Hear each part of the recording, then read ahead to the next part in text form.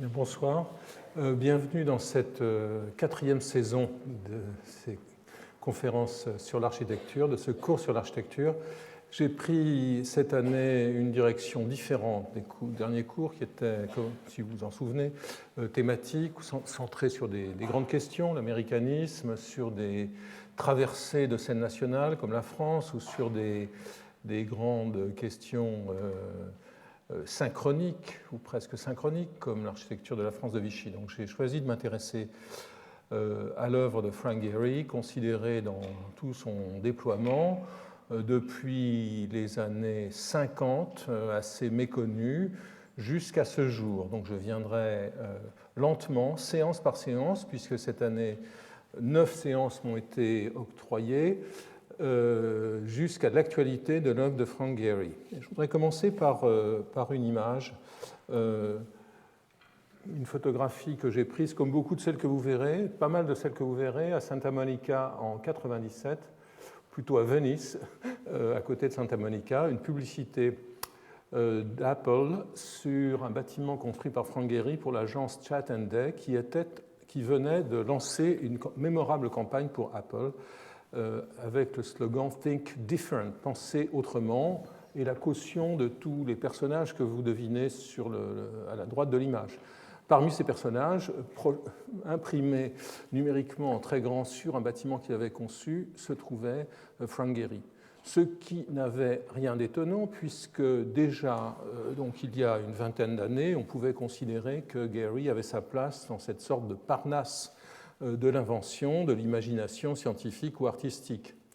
En effet, et c'est pour ça que je pense, mais cela a-t-il besoin d'être justifié, c'est pour ça que je pense qu'il mérite qu'on s'attarde, comme l'on fait jusqu'à ce jour, ou en tout cas peu récemment, sur son œuvre, car peu d'architectes comme lui ont en quelque sorte redéfini le champ de la discipline, dans ses formes, en inventant des formes qui lui appartiennent, qui ont été copiées, mais qui sont tout à fait originales, et ce, depuis déjà longtemps, en redéfinissant les procédures du projet architectural, puisque Gehry, qui était déjà extraordinairement inventif dans ses dessins, comme on le verra, était certainement le premier professionnel d'envergure à embrasser l'ordinateur, non pas pour faire des images, mais véritablement plutôt pour développer et pour construire des projets d'édifices. Enfin, je crois que Gehry a redéfini aussi certains types de bâtiments. Son apport n'a pas été qu'esthétique, loin de là, certains types de bâtiments. Je pense au musée, aujourd'hui à l'immeuble de bureau, à l'habitation. Et ce faisant, il a aussi redéfini notre conception de la ville et de l'espace urbain. Le cours que je vais donner ici, donc pendant ces quelques 9 semaines, est issu de plusieurs expériences. La première, et il faut l'avouer, cela ne nous échappera pas au fil des semaines, l'excellente connaissance que j'ai du travail de Gehry et de l'homme lui-même, puisque je le fréquente depuis exactement l'été 1981. Je l'avais rencontré lors de mon premier voyage à Los Angeles, où des amis de New York m'avaient suggéré d'aller voir ce type inconnu qui faisait d'étranges choses et qui était extrêmement sympathique. J'avais donc très rapidement, justement, sympathisé avec Gehry, qui occupait à l'époque, depuis peu, la maison de Santa Monica, dont on peut considérer qu'elle l'a vraiment fondée, qu'elle l'a fait comme architecte, maison que l'on verra à son tour. Donc, longue connaissance de l'œuvre de Frank Gehry, d'une part. D'autre part, un projet dans lequel je suis engagé, dont je ne vous parlerai pas dans le détail, un projet presque titanesque qui consiste à rédiger et publier 8 volumes de 500 pages qui constitueront l'œuvre complète de Frank Gehry, notamment vue au travers de ses croquis, au travers de ses dessins. J'ai eu accès, pour préparer cette publication produite par la maison d'édition Cahiers d'Art, à ces dessins. Je continue régulièrement à m'y plonger et donc vous aurez l'occasion de voir au travers de ces croquis d'études et au travers des maquettes expérimentales, des maquettes d'études aussi, le développement de ces idées et leur matérialisation sur le papier et ensuite dans la construction. Donc je crois que de ce point de vue, il est peu d'architectes contemporains. Je ne tiens pas à justifier à tout prix cette entreprise qui, encore une fois, se justifie toute seule, mais facilement. Mais je crois qu'il y a peu d'architectes contemporains dont le travail peut être aussi précisément renseigné, documenté, car l'œuvre de Gehry, qui est celle d'une entreprise d'architecture, qui est celle d'une société, d'une compagnie, même de plusieurs compagnies, reste avant tout une œuvre extrêmement individuelle, conduite par la main même de cet architecte. Alors, un bref aperçu du déploiement de ce cours. Aujourd'hui, je vous parlerai de ses premières, d'abord de sa formation à Los Angeles, de ses aventures parisiennes, de son retour à Los Angeles, qui n'était pas sa ville natale, et de ses tout premiers projets qui remontent à son association initiale avec Gregory Walsh, tel cet immeuble d'habitation de Santa Monica que l'on a du mal aujourd'hui à attribuer à Gehry et qui a une histoire tout à fait intéressante que j'évoquerai. J'entrerai en effet dans le détail de l'histoire de ces projets. Je crois qu'il est intéressant non pas de les considérer simplement dans leur aboutissement, mais aussi dans leur développement et parfois dans les formes de commandes. Je m'en expliquerai. Puis je m'arrêterai assez longuement à la relation entre Gehry et les artistes de Los Angeles, qui est une relation extrêmement complexe et féconde, qui le voit d'une part fréquenter les artistes, d'autre part construire des édifices pour eux, des ateliers, des résidences, et enfin, par ailleurs, élaborer des scénographies d'exposition pour ces artistes, comme celle que vous voyez à droite, et qui a été une œuvre extrêmement importante, on peut dire même un pivot dans son travail en 1965 dans le tout nouveau musée d'art du comté de Los Angeles, le LACMA, l'exposition Billy Al Bankston, dans laquelle pour la première fois il a utilisé des matériaux bruts de récupération, des matériaux bon marché. C'est dans le cadre des galeries d'un musée qu'il a fait et pas sur le terrain, on verra pourquoi. Enfin, je m'arrêterai sur cette question des artistes, j'y reviendrai d'ailleurs brièvement tout à l'heure, car on peut trouver dans l'œuvre de beaucoup d'artistes, et pas seulement ceux avec lesquels il a collaboré, des sources extrêmement précises pour certaines de ses inventions architecturales. Je m'arrêterai sur le pivot dans l'œuvre de Gehry qui constitue à la fin des années 70 la réalisation simultanée de sa maison, de sa surprenante maison à Santa Monica, qui n'est pas qu'une maison, qui est une espèce d'extension invasive d'une maison existante et qui, à l'époque, a fait image très fortement, bien au-delà de Los Angeles et des États-Unis. Et je mettrai en rapport avec cette maison son projet commercial, qui est le dernier de tous ceux qu'il aura entrepris pour un des promoteurs américains les plus importants, Jim Rouse, le Santa Monica Place, qui était une vision complètement nouvelle de l'architecture des centres commerciaux, que Gehry connaissait bien, on va le voir. J'essayerai ensuite de mesurer l'ampleur, ou je dirais plutôt la largeur des interventions de Gehry dans les années 80, 70-80, notamment son travail plus intime et plus proche du design en matière de mobilier, la série de ses meubles en carton qui est extrêmement intéressante mais qui est une sorte d'échec professionnel presque volontaire pour lui, et d'un autre côté l'intérêt de Gehry pour les compositions urbaines. Vous voyez à droite notamment ce campus de l'école de droit Loyola à Los Angeles, qui correspond au moment où Gehry est très contaminé par le postmoderne qui a fait irruption lors de la Biennale de Venise de 1980. On y trouve des traces d'Aldo Rossi, des échos historicistes, dans un projet qui est un des plus intéressants de cette phase-là. Gehry, ensuite, va voir ces méthodes de projet transformées par l'utilisation de l'ordinateur, très précoce et très radicale, et ceci se joue notamment dans 2 projets qui méritent qu'on s'y arrête longuement. Le premier est la salle de concert Walt Disney, un projet qui va l'occuper pendant extrêmement longtemps. Vous le voyez ici. Vous voyez ici le premier projet qui était un projet en revêtu de pierre, et la maison Lewis, autre projet qui ne sera pas réalisé, mais qui sera pour lui une espèce de laboratoire de toutes les techniques de l'informatique. Gehry rencontre les musées, et je parlerai longuement de ce thème des musées, des expositions et des musées dans son œuvre, et en concluant d'ailleurs ce cours, au-delà des 9 séances dont je parle aujourd'hui, par un colloque le 19 juin, consacré à l'architecture du musée aujourd'hui, auquel je ne désespère pas de faire apparaître Gehry pour une soirée évidemment assez spéciale, mais ce n'est pas encore confirmé.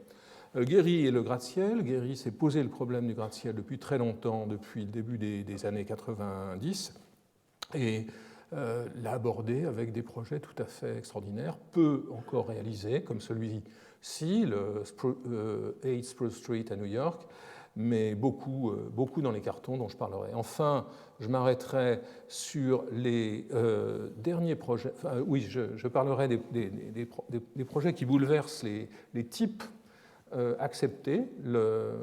Par exemple, ce bâtiment, ce centre de recherche pour MIT, qui a été élaboré non pas simplement comme une sorte de chiffonnage de papier métallique, comme on pourrait le croire à première vue, mais qui résulte d'un travail extrêmement étroit avec les scientifiques du MIT.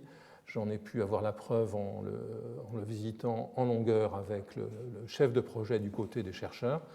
Et en bas, la toute récente salle de concert Pierre Boulez, inaugurée le 4 mars de cette année à Berlin, qui est un bâtiment magnifique quant à son acoustique et qui n'a rien, quant à lui, vous le voyez, de l'esthétique du chiffonnage que l'on voit en haut. Alors, la toute dernière séance sera consacrée à certains échos extrêmement intéressants du travail de Gehry. Vous voyez ici les lieux de son exercice, le grand hangar fermé, complètement opaque de Venise, où se trouve son agence depuis une vingtaine d'années.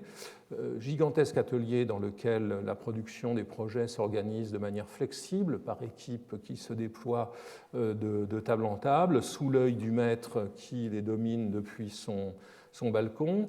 Il me semble particulièrement intéressant aujourd'hui, et j'y reviendrai, que ce soit précisément cette agence qui est servie de modèle pour le siège, en tout cas un des bâtiments, le principal bâtiment du siège social de Facebook dans la Silicon Valley, et que ce soit aujourd'hui pour certains entrepreneurs et pas des moins inventifs, l'atelier d'architecture qui devienne le modèle, alors que pendant longtemps, et je répéterai ce point évidemment parce qu'il est assez frappant, pendant longtemps, ce fut le contraire, à savoir que l'idéal de l'agence d'architecture moderne était l'atelier, était l'usine.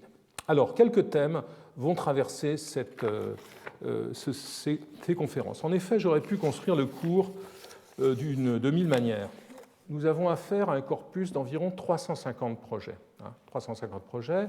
Les croquis que je vais présenter dans ces 8 volumes d'œuvres complètes, c'est de l'ordre de 10 à 15 000 dessins. Il aurait été possible de présenter une histoire linéaire, projet après projet, et c'est largement ce que je vais faire, mais les choses sont complexes car les projets se recouvrent dans le temps parfois. Ainsi, le projet pour Walt Disney, qui dure de 88 à 2003, change en étant transformé par les projets contemporains, par les projets qui apparaissent et se déploient au même moment. J'aurais pu vous proposer une vision typologique. Les musées, les maisons, les centres commerciaux, qui n'aurait pas permis de comprendre là aussi comment chaque projet, comment l'idée d'une maison pouvait déboucher sur une autre forme de musée, comment finalement beaucoup de musées se ressentaient dans leur spatialité d'idées qui étaient nées dans l'architecture des commerces. J'aurais pu faire aussi une analyse topographique, car Gehry, que l'on présente comme quelqu'un qui invente des choses hors de tout contexte, est un architecte qui est extrêmement rigoureux dans son approche des réalités urbaines et des paysages. On le voit dans les très vastes maquettes dans lesquelles il situe les projets les plus petits. La topographie eût aussi été illusoire, car à côté de cet enracinement, qui est la règle, beaucoup de formes sont aussi des formes nomades et en translation d'un site à un autre. Alors, il y a des analyses récentes dont je ne ferai pas sur lesquelles je ne gloserai pas, mais qu'il est de ma responsabilité scientifique, entre guillemets, d'évoquer. Je pense par exemple à l'analyse proposée par Aurélien Lemonnier et Frédéric Miguerou dans le catalogue de l'exposition du Centre Pompidou en 2015, qui est une analyse éclairante à laquelle je vous renvoie. C'est lisible, c'est en français, ça se trouve. Miguerou et Lemonnier distinguaient 6 cycles successifs dans l'œuvre de Gehry, qui était fort efficace car il permettait de définir 6 galeries au Centre Pompidou. Je les rappelle pour mémoire, c'était l'élémentarisation et la segmentation des débuts, l'assemblage, la fusion, le conflit, la continuité et la singularité couplées avec l'unité. En fait, c'était des couples contradictoires qui étaient éclairants, notamment dans les galeries du centre. Mais cette approche avait une limite que vous comprendrez facilement. Quand on parle de segmentation, d'assemblage, d'interaction ou de conflit, c'est essentiellement dans le cadre d'une approche, je dirais, compositionnelle, de la composition des formes, ou une approche de leur syntaxe. Et j'utilise à dessein un modèle linguistique dont je n'ignore pas les biais. Et donc cette approche syntactique, elle laisse de côté les enjeux lexicaux, ce qui est le plus passionnant parfois du travail de Gehry, qui pratique aussi, et c'est là que les choses se compliquent, la mise en cause qui subvertit le rapport rigide entre la syntaxe, la composition, pour utiliser des termes un peu peut-être vieillis de l'architecture, et le lexique. Donc, ces quelques 60 années de travail, je les parcourrai en m'intéressant plutôt à des conjonctures consécutives, bien que les contaminations entre les cycles de projets abondent. Chaque projet peut en effet être saisi longitudinalement, diachroniquement. La maison Lewis peut être saisie dans la série des maisons depuis les années 60, mais la maison Lewis peut aussi être saisie synchroniquement dans la série des projets qui s'élaborent au même moment dans l'agence de Gehry et qui peuvent être des musées ou des salles de concert. Ainsi, je reviens à Disney. Bilbao a été commencé après Disney et fini avant Disney, mais il a eu un rôle très important sur le développement de Disney. Donc quelques enjeux avant de retrouver Gehry dans son milieu d'origine à Los Angeles. Quelques enjeux. Le premier, vous le voyez ici, c'est le rapport avec les artistes. Gehry s'intéresse à l'art, il en a une excellente connaissance, et il est assez facile parfois, surtout qu'il est parfois explicite sur la question, de saisir les liens qui relient par exemple cette composition de Malevich avec le plan, les formes rectangulaires ou linéaires, et presque le codage de couleurs de cette maison dont on voit la maquette à Santa Monica. Gehry a d'ailleurs réalisé la scénographie d'une mémorable exposition sur le constructivisme à Los Angeles, mais c'était en 1980, un peu plus tard. Donc je m'arrêterai sur ce rapport avec le constructivisme. Autre exemple qui est extrêmement évident, vous voyez, regardez cette composition, ce torchon fourré entre une assiette et un compotier dans cette nature morte de Morandi, et ce drapé coincé entre deux pièces de la maison Lewis que Gehry étudiait à Cleveland. Là encore, les choses peuvent être documentées. Gehry m'a confirmé qu'il avait vu dans les années 80, une exposition de Morandi à San Francisco qui l'avait frappé. Donc il n'y a rien d'innocent et de fortuit dans cette question. Gehry et les artistes, c'est aussi Gehry et la rencontre des artistes.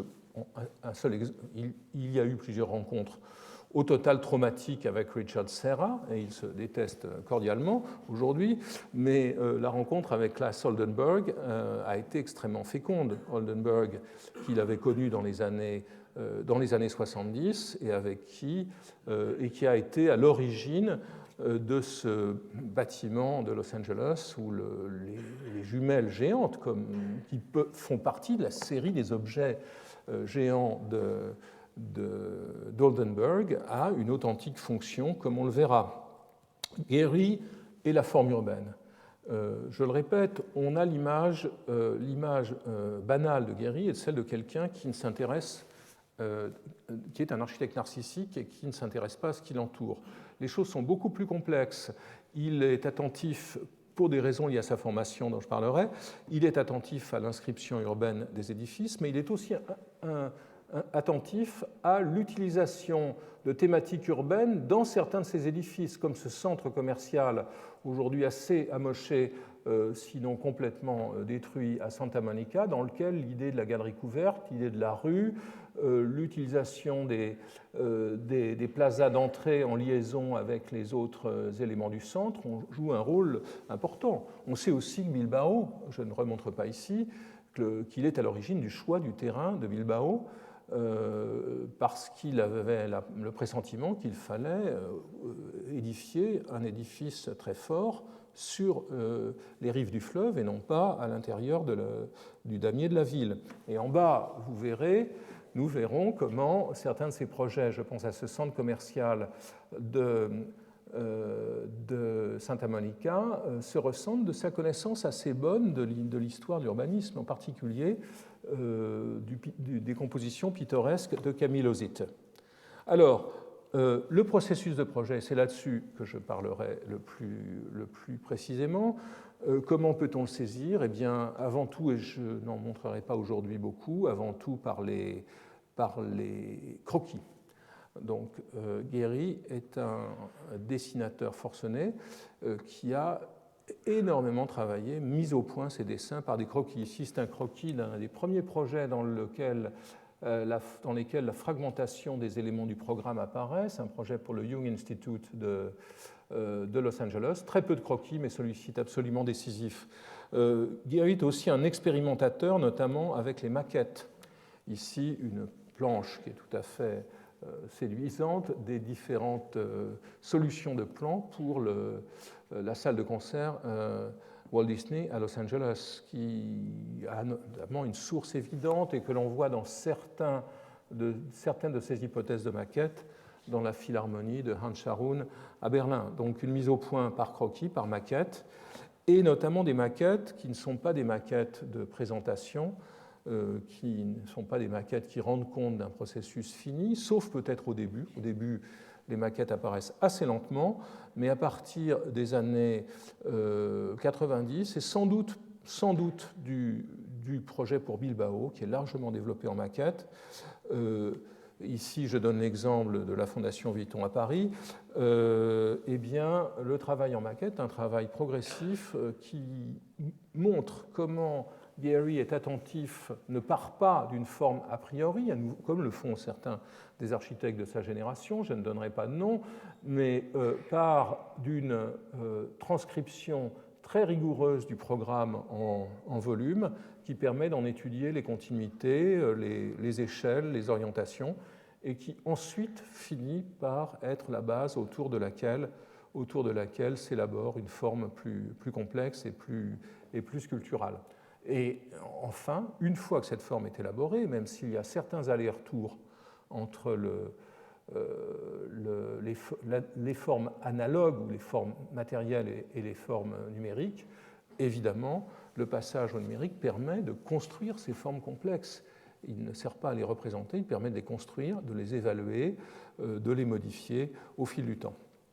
Autre aspect important, c'est celui des techniques, donc je reviendrai sur les techniques auxquelles Gehry s'ajuste et qu'il utilise. son œuvre initiale est directement liée à l'expérience du balloon frame, de l'ossature légère en bois avec laquelle tout l'Ouest américain a été construit depuis que la production industrielle des clous et les scies mécaniques ont été inventés, c'est-à-dire depuis le début ou la moitié du XIXe siècle. Tout l'Ouest américain a été fait avec ce système qui donne une très grande liberté quand on sait l'utiliser. En haut, Gehry sur le chantier de la maison Davis avec l'artiste et l'artiste/client, qui est un des premiers exemples avec lesquels il prend sa liberté vis-à-vis de ces techniques. Enfin, en dessous, un projet qui n'a rien à voir, qui est un concours perdu pour le musée de Pékin, et qui est un projet très important dans l'utilisation, cette fois-ci, du verre comme matériau structurel. Donc Gehry, à la fois capable de transfigurer des techniques assez, je dirais, archaïques ou assez traditionnelles, et dans le même temps, tout à fait au travers de son équipe, encore une fois, menant la veille très précisément sur l'usage des techniques, les plus avancées. Gehry et les clients, il n'y a pas d'architecture sans commande. Et dans le cas de Gehry, on verra comment ces milieux de clientèle se constituent à Los Angeles et ailleurs. Gehry est un architecte qui est extrêmement affectif dans ses rapports avec les clients, extrêmement attentif. Et on verra comment ces clients se chaînent en groupes particuliers. Par exemple, Weissman en haut, qui était un homme d'affaires et qui lui a confié beaucoup de projets, était lié à un autre collectionneur de Los Angeles, Norton Simon, qui a eu aussi un rôle important dans une espèce de groupe de capitalistes et de collectionneurs juifs du West Side de New York. À gauche, en bas, est Eli Broad, qui est le principal mécène de l'architecture, Angelina, avec qui les rapports ont été en revanche beaucoup plus électriques, et notamment jusqu'à un projet de maison qui a été abandonné, qui a laissé beaucoup d'amertume, en tout cas du côté de Gehry. Et à droite, on voit Gehry et Fleischmann, qui était le directeur de l'Orchestre Philharmonique de Los Angeles, avec qui Gehry a une relation extrêmement longue. Donc ces clients, ce ne sont pas des investisseurs, ce sont des utilisateurs avec lesquels le rapport est fécond. Enfin, dernier thème, c'est celui du rapport de Gehry et des médias. Gehry est un homme qui, depuis, ce n'est pas pour rien qu'il opère à Los Angeles, qui est pas simplement une ville du cinéma comme production, mais qui est aussi une ville où le cinéma se met en scène, une ville où les celebrities, où la notoriété publique joue un rôle important. Donc Gehry a été attentif, quoi qu'il en dise, parce qu'il est un peu discret là-dessus, ou un peu faux, il exprime une certaine fausse modestie parfois, mais Gehry a été extrêmement attentif à son image publique, bien que ce soit un grand muet. Le Corbusier a écrit 75 livres, Miss a peut-être écrit 40 textes, Gehry a dû écrire 5 textes dans sa vie. C'était un grand épistolier, on trouve pas mal de lettres, notamment dans les débuts, mais très peu de textes. Un de ceux-là est celui que vous voyez à gauche dans le magazine Designers West en 1969, mais il y en a très peu d'autres. En revanche, c'est un grand causeur, et donc le corpus permettant de rendre compte de ses projets, de comprendre la commande, de comprendre les sauts, les transitions, les à-coups dans ses projets, c'est un corpus d'entretien. Présence dans la presse nationale américaine très, très précoce, ici une de ses premières couvertures du Los Angeles Times Magazine, présence aussi dans les formes les plus populaires de communication, avec cet épisode des Simpsons légendaire qui le met en scène, transformant une feuille de papier chiffonnée trouvée dans sa corbeille en un bâtiment.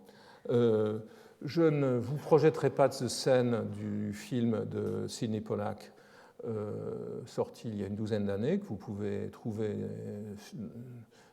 sur tous les sites. Et je vous inviterai, parce que je n'entrerai pas dans tous les détails de la biographie des amours, des haines et des amitiés de Frank Gehry. Je vous invite aussi à lire l'ouvrage de Paul Goldberger, qui n'est pas une histoire de l'architecture de Gehry. En dépit de son titre, c'est bien plus une biographie puisée aux meilleures sources, vérifiée, écrite selon les règles de ce genre de biographie que les Américains adorent. Je ne le paraphraserai pas dans mon propos. Alors, mon propos, il commence au début. Gehry, né Frank Goldberg, est né à Toronto, au Canada, en 1929. Il a donc 88 ans aujourd'hui, dans une famille juive d'une métropole qui était en train de se transformer démographiquement. Hemingway a eu cette phrase célèbre sur Toronto en disant que c'était une ville d'église. Et vous voyez avec la vue du haut que c'était aussi une ville d'entrepôts, de voies ferrées, de magasins. Et c'est donc une ville de commerce, une ville où les Juifs ont commencé à venir d'Europe centrale au début du XXe siècle. Ils comptaient 7%, ils formaient 7% de la population quand Gehry est né à Toronto. Ses parents étaient, pour son père, Irving Goldberg, immigré de la deuxième génération, fils d'un tailleur de New York, petit homme d'affaires, petit entrepreneur allant d'un succès en échec, donc absolument pas un modèle extraordinaire pour son fils. Sa mère, Sadie Kaplansky, née à Łódź, en Pologne, était, ou plutôt à l'époque dans l'Empire des Tsars, était arrivée au Canada à l'âge de 8 ans, et elle, en revanche, elle sera active plutôt dans le commerce, allant de magasin en magasin, devenant chef de rayon, notamment plus tard à Los Angeles. Donc je n'entre pas dans toute l'histoire détaillée de la famille Goldberg. Encore une fois, vous pouvez trouver cela dans le livre de Goldberger. Je dirais simplement que très rapidement, Gehry, qui était un adolescent assez curieux, assez entreprenant, a abandonné la religion, même s'il est resté attentif et s'il a gardé de l'affection pour certaines traditions, comme celle de la carpe de la Pâque juive, sur laquelle je reviendrai. Il y a beaucoup de poissons dans la vie de Gehry, ou comme s'il raconte, mais peut-être un peu trop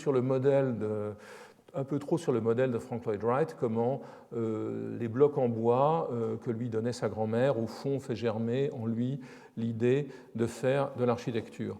La santé du père de Frank était mauvaise, et donc ils arrivent au moment de la fin de la guerre à Los Angeles. Et c'est en fait à Los Angeles que Gehry se forme. C'est là qu'il ira à l'université, qu'il commencera à travailler. Qu'est-ce que c'est que Los Angeles en 1945 ? C'est une ville qui explose, notamment à cause de l'industrie aéronautique, des chantiers navals qui s'y sont développés pendant la guerre.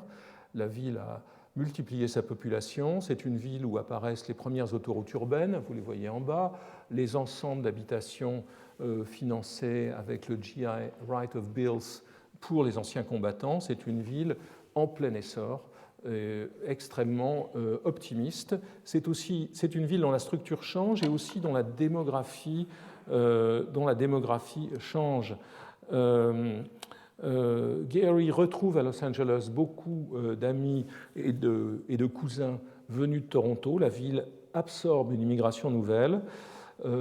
C'est une ville dans laquelle des couches professionnelles comme les ingénieurs aéronautiques jouent un rôle important. Ce seront les ingénieurs qui seront par exemple les clients des maisons étonnantes de John Lautner, dont je dirai un mot tout à l'heure.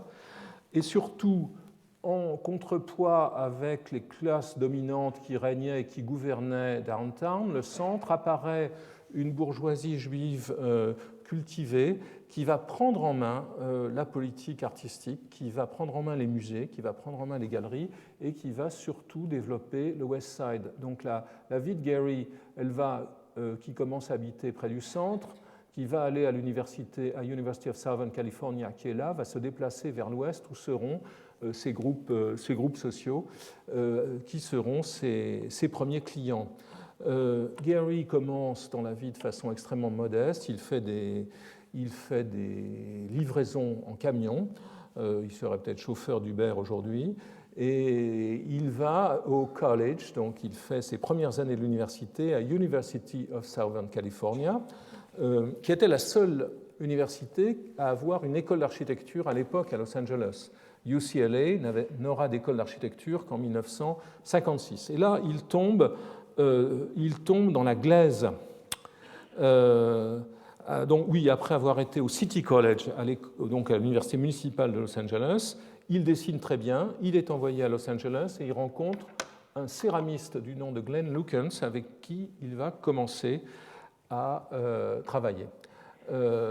Et vous voyez en bas quelques céramiques de Lukens, qui est un artiste qui s'intéresse beaucoup à l'émail et qui va notamment produire de très belles céramiques émaillées qui sont très appréciées aujourd'hui.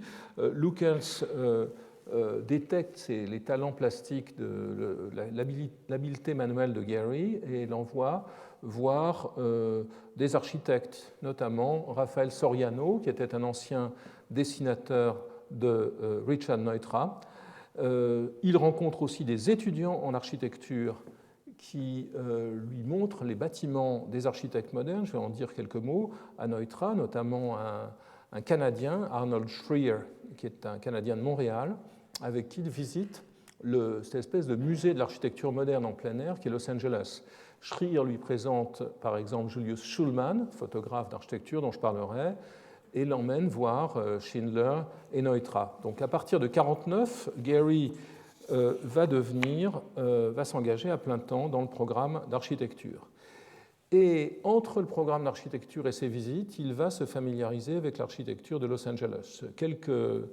Quelques figures ici qui sont importantes, très importantes, à un titre ou à un autre. Calvin Straub, architecte complètement inconnu sous ses latitudes, qui est, on peut le dire, vous voyez ici avec cette maison un peu tardive par rapport à mon propos, mais Straub est un architecte moderne, élégant, fortement intéressé par le Japon, et qui va inventer un langage pour l'architecture domestique fait d'éléments de poteaux et de poutres visibles en bois et de remplissage, dont cette maison donne un très bon exemple. Donc Straub va être un des enseignants de projet de Gehry. Gehry, c'est le nom qu'il choisit au début des années 50, sous la pression de sa femme Anita Snyder et de quelques amis. En effet, il y a, même si j'ai parlé de l'expansion de la communauté juive à Los Angeles, l'antisémitisme est latent. Et il est clair qu'un architecte qui a un nom aussi évidemment juif que Goldberg a un handicap professionnel, surtout qu'au même moment, une des premières séries de télé américaines s'appelle les Goldberg. Donc tout le monde capte bien les origines de Gehry, qui va s'inventer ce nom qui a des connotations plutôt irlandaises, surtout quand il lui ajoute l'initiale de son second prénom, Owen. Frank O'Gehry, ça a presque l'air irlandais. Donc Gehry change de nom tout en découvrant ces architectes qui étaient dans la mouvance de Neutra. Je pense ici à Gregory Hain, qui avait était un des rares architectes de Los Angeles à avoir élaboré des formes d'habitation collective.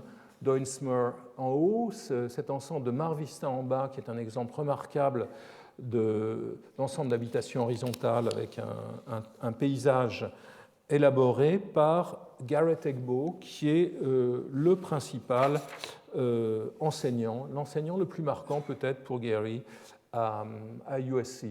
Egbo est un paysagiste qui publie en 1950 ce livre Landscape for Living, qui a travaillé, vous le voyez en bas, pour le New Deal de Roosevelt. Egbo est un personnage extrêmement intéressant et important pour Gehry. C'est aussi un radical. Gehry raconte, et il me le racontait à nouveau il y a quelques jours, qu'un jour Egbo a arrêté son atelier pour parler de l'exécution des Rosenberg, qu'il y avait un agent du FBI dans la salle et qu'il a eu beaucoup de problèmes. Gehry était engagé avec lui dans une série d'organisations informelles de la gauche pro-communiste américaine, notamment un groupe qui s'appelait The Architecture Panel. Et le rôle d'Egbo est très important. Egbo va plus tard faire travailler Gehry sur certains de ses projets, et en tout cas, il le prend comme assistant à l'université. Les autres figures qui font partie de ce que j'appellerais le bain architectural dans lequel se trouve Gehry, ce ne sont pas les architectes. J'ai toujours critiqué les histoires d'architecture qui ne s'arrêtent que sur la formation que reçoivent les architectes dans les écoles. Ce n'est qu'une partie de la vérité. Le bain architectural, les choses que l'on voit, que l'on va visiter, dont on entend parler, sont aussi importantes. L'architecture étonnante de John Lautner, qui était un élève de Wright, ce sont des chantiers que Gehry va voir. Schindler, Gehry connaît Schindler de très près, il va travailler avec lui, et non, il ne va pas travailler avec lui, mais il va voir ses chantiers. Il le fréquente, il raconte beaucoup d'anecdotes sur lui. Neutra, évidemment, qui est la grande figure de l'architecture moderne de Los Angeles dans cette période. Gehry va lui montrer ses dessins, il dessinait très bien, très belle perspective. Neutra lui dit « c'est bien, vous pourriez travailler ici ». Gehry le rappelle le lendemain en lui disant « Monsieur Neutra, j'ai oublié de vous demander, j'ai oublié de vous parler d'argent ». Et Neutra lui a dit « Ah oui, excusez-moi, je ne sais pas encore combien je vais vous demander pour travailler chez moi ». Donc, résultat, Gehry ne va pas travailler chez Neutra, mais plutôt, comme on va le voir, chez Victor Gruen. Mais il observe Neutra, il observe aussi évidemment les maisons, ce programme expérimental des Case Study Houses, une précoce à gauche, c'est la maison des Imses à Pacific Palisades, à droite, c'est la maison Stahl de Pierre Koenig, ce sont des maisons qui sont présentes dans les revues, que tout le monde va voir, donc elles font partie, je dirais, de l'horizon visuel de Gehry. Son tout premier projet, le voici, il n'est pas très connu, grâce à Schulman, que vous voyez en haut. Gehry raconte comment Schulman allait, avec Neutra, photographier les maisons de ce dernier, comment Neutra cadrait la caméra, mettait un petit rameau de feuilles pour cadrer la photo. En tout cas, au travers de Schulman, Gehry connaît Julius Romm, qui est son beau-frère, et fait un premier projet pour lui, qui est, vous voyez, un bungalow, qui est intéressant par qui aurait été creusé dans un terrain en pente. Vous voyez l'organisation du plan en L avec une piscine et surtout un toit très bas et des pergolas, déjà un air assez japonisant. Alors on ne connaît pas grand-chose, un petit air wrightien aussi, je vais revenir là-dessus, on ne connaît pas grand-chose de ce projet. Apparemment, Gehry, qui était bien jeune, ne fut pas pris au sérieux par ce client et le projet fut réalisé sans lui. Projet suivant, Gehry va à l'armée. À l'époque, il y avait un service militaire obligatoire. Il se retrouve sergent à l'armée et vous le voyez ici dans les pages d'un quotidien de province. Vous le voyez ici devant, voici Gehry, devant la maquette d'un projet qu'il réalise pour les militaires en 1956. En fait, il s'agit de plusieurs projets pour lesquels il travaille avec deux autres appelés qui ont un background aussi en matière de design. Il reste exactement 2 photos dans les archives de ce travail. La première, c'est ce dessin de Gehry qui est un projet de club dans lequel vous voyez à nouveau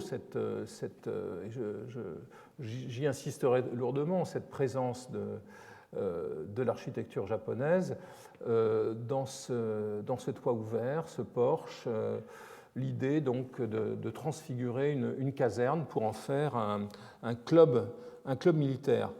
Le projet réalisé, on en a une image. Gehry ne sait plus très bien si c'est le seul exemplaire de cette day room, qui était une sorte de salle de séjour où les soldats pouvaient passer du temps entre les exercices. Voilà la seule photo qui en reste et qui lui montre donc un intérieur assez remarquable avec ses murs blancs un peu cassés, ses ossatures apparentes de bois et sur ces écrans à claire-voie et surtout ce relatif raffinement des éclairages, éclairage direct mais intégré dans la poutre ici, éclairage indirect.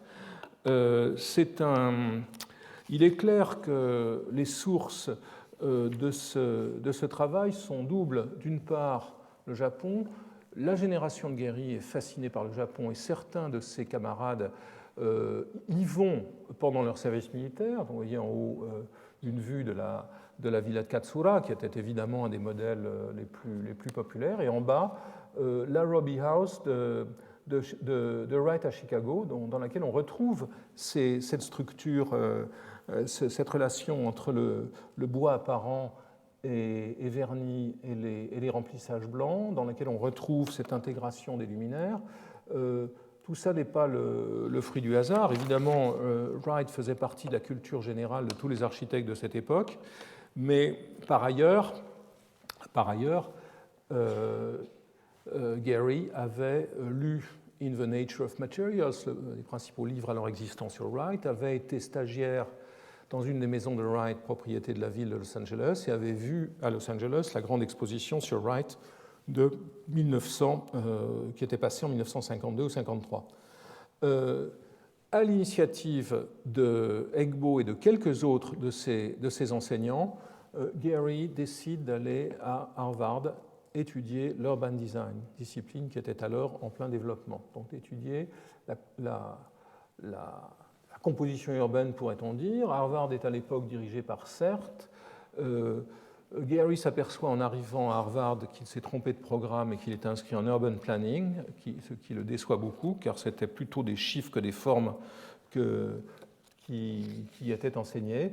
Mais il se lie avec quelques-uns des enseignants, notamment Joseph Zaleski, qui est un des enseignants modernes rassemblés par CERT sur ce campus. Il y passe une brève période, puis retourne à Los Angeles. Encore une fois, il était d'une famille assez pauvre, il n'avait pas les moyens de continuer ses études plus longtemps.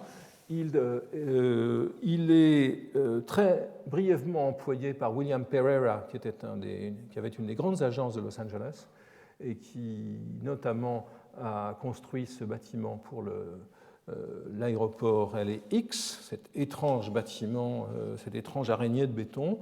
Gehry affirme avoir travaillé quelque temps dessus, mais surtout, il rencontre Victor Gruen, qui va être la force décisive dans sa formation, dans son parcours professionnel.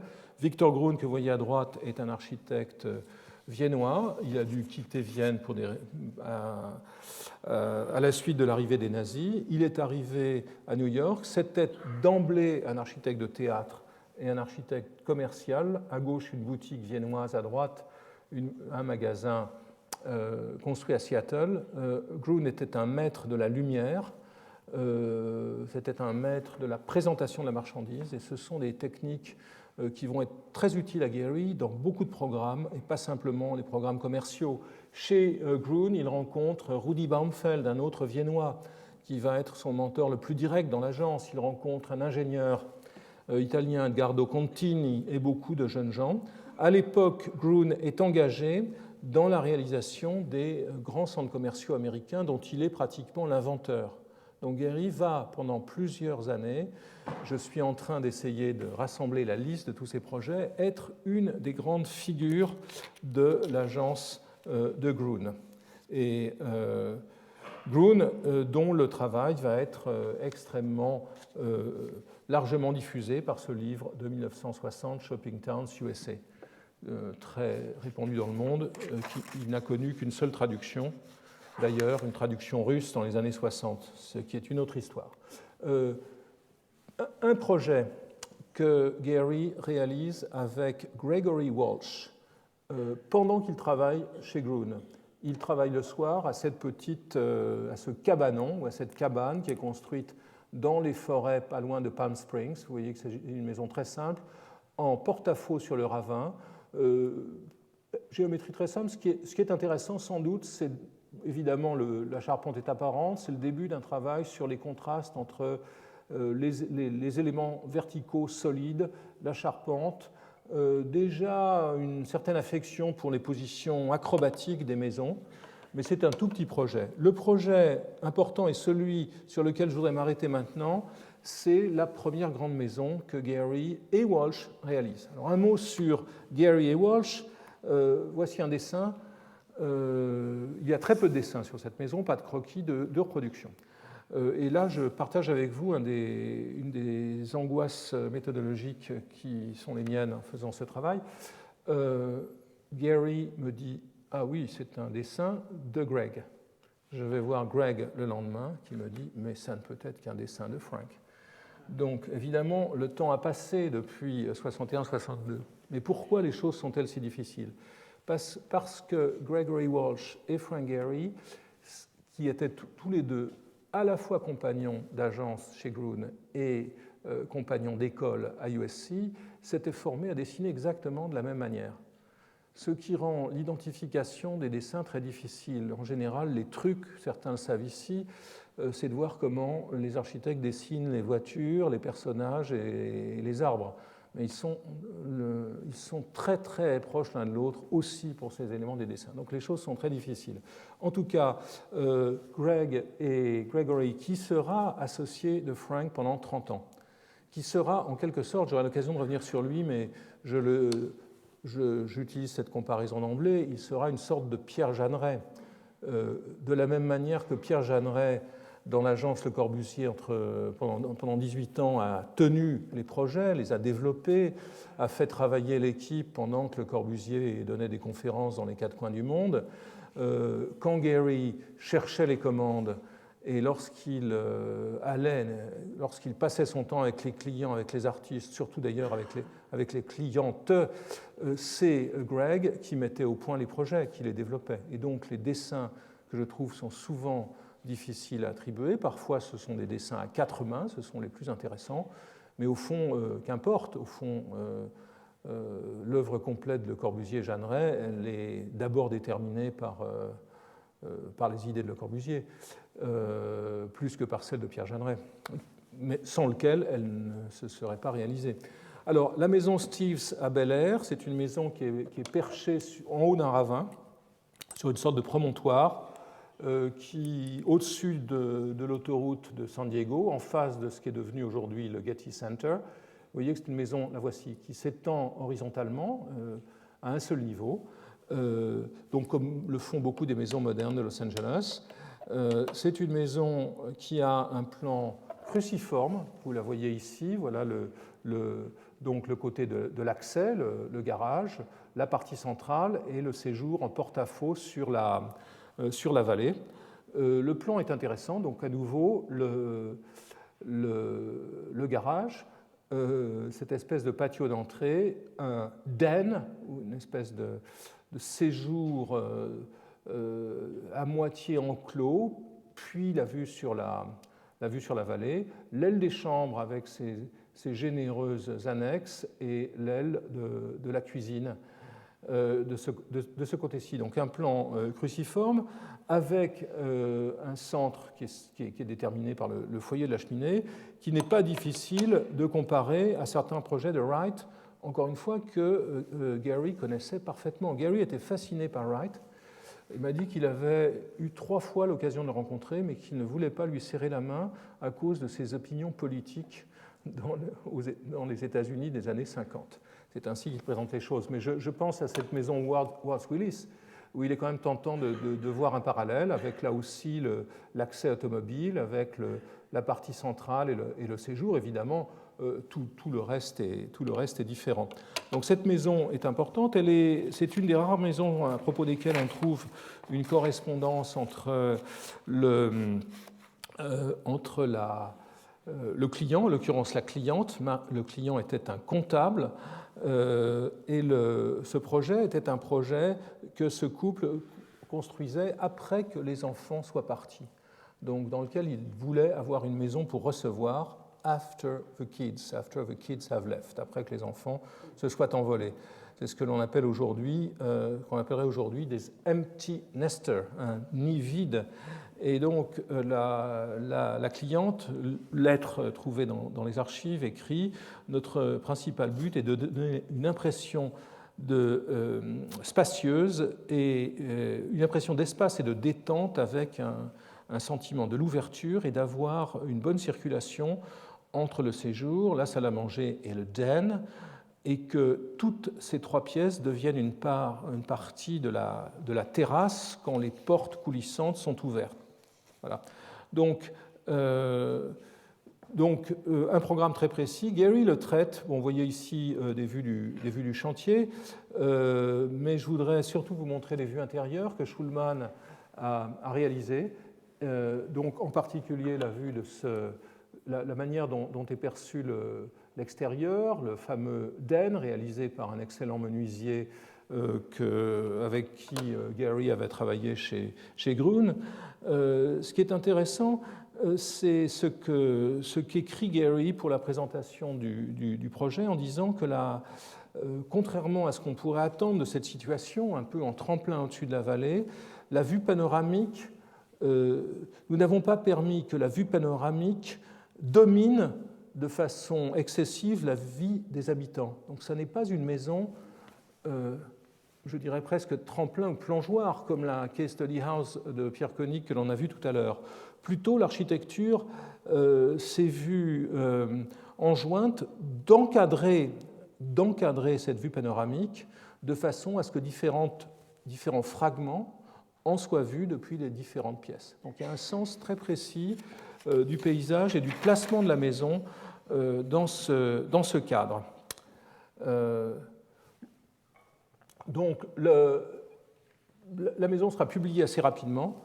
Et le Los Angeles Herald Examiner, qui est un des 2 quotidiens de Los Angeles à l'époque, considérant, je cite, les hauteurs de plafond variables ajoutent du drame et de la pertinence aux différentes pièces dans lesquelles les vues deviennent une partie plaisante de chaque pièce et soulignent les qualités habitables de chacun d'entre eux. Alors, le drame, ici, en fait, je pourrais y revenir plus longtemps, c'est pour moi un drame qui porte ou une angoisse qui porte sur les sources utilisables par Gehry, notamment ici Wright, mais aussi Schindler, certaines maisons de Schindler que je n'ai pas le temps de vous montrer, certaines maisons de Harris, H. Harris, qui est un architecte moderne de Los Angeles. Il y a une très très grande présence de toutes ces sources qui sont assemblées pour élaborer un propos tout à fait singulier. En 1961, fin 60-61, Gehry et sa famille décident, qui plafonnent professionnellement, Gehry et Walsh n'ont eu qu'une seule commande, décident de venir à Paris, et c'est là-dessus que je voudrais le laisser aujourd'hui. Un moment très important dans la vie de Gehry, sont les quelques mois qu'il passe à Paris en 60-61. Il travaille chez 2 architectes, André Remondet, qui est un prix de Rome, je crois qu'il a été prix de Rome en 26, c'est possible? Non, en 36 alors. En 36, Remondet a repris la succession de l'atelier Perret, si je ne m'abuse, aux Beaux-Arts. Il est l'auteur de quelques bâtiments intéressants, cette église de Metz notamment, ce petit bureau de poste, sans doute plus dû à Claude Parent qu'à lui-même. Il est l'auteur aussi d'une épouvantable banane plaquée de marbre qui jouxte la maison de la radio sur le quai du président Kennedy. En tout cas, avec Remondet, Gehry découvre certaines expériences, certaines pratiques de la composition. Il travaille aussi chez Robert Roussel, urbaniste, qui a réalisé la très belle cité de la Plaine à Clamart, qui publie régulièrement les planches de l'encyclopédie de l'urbanisme avec Ivan Yankovic, et chez Remondet, chez Roussel, il élabore quelques projets dont on trouve des traces, je ne désespère pas d'en trouver plus. Voici un des premiers projets, un des projets dessinés chez lui, qui est un projet de grand ensemble dans lequel vous voyez, si on le lit bien, un pattern, une forme assez intéressante de contamination de cette emprise par la verdure et d'alternance de tours et de bars, et avec un traitement paysager de ce qui semble bien être des parkings. Donc une assez grande sensibilité de plan. Gehry était un bon compositeur de plans. Il avait appris ça chez Grun. Et je voudrais terminer en évoquant une autre rencontre qui est très importante et qui est au fond la rencontre qui nous a rendus amis, Gehry et moi, c'est celle d'Anatole Kopp, architecte qui avait été formé à l'école spéciale, puis au MIT et au Black Mountain College pendant la guerre, qui était communiste et qui avait souffert professionnellement, qui avait été interdit professionnel pendant la guerre froide, qui avait réalisé quelques bâtiments comme cet ensemble de Saint-Ouen et surtout publié Ville et Révolution, qui publiera surtout Ville et Révolution en 1967. Gehry raconte qu'avec Kopp, il fit partie des quelques milliers de Parisiens qui se rendirent à Orly en avril 1961, comme leur avait demandé Michel Debré, Premier ministre du général de Gaulle, pour empêcher un éventuel débarquement des parachutistes venus d'Alger lors du putsch des généraux.